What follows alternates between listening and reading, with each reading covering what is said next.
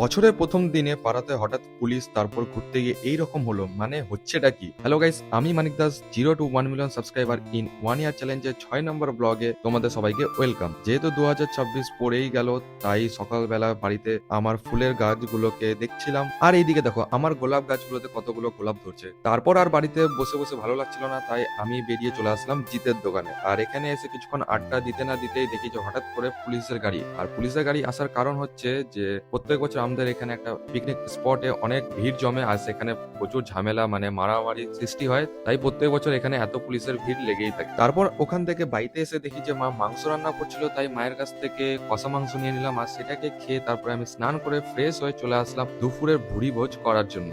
আর কারা কারা মাংস খেতে পছন্দ করো, মানে দুপুরে ভাতের সাথে, তারা অবশ্যই কমেন্টে বলতে ভুলো না। দুপুরের ভুড়ি ভোজ করে আমি একেবারে সন্ধ্যাবেলা ব্লগটাকে স্টার্ট করলাম, আর আমি চলে এসেছিলাম জিতের দোকানে। আর এখানে আমি, জিত আর সুমিত আড্ডা দিচ্ছিলাম। তারপরে এখান থেকে নিয়ে নিলাম চা আর বিস্কুট।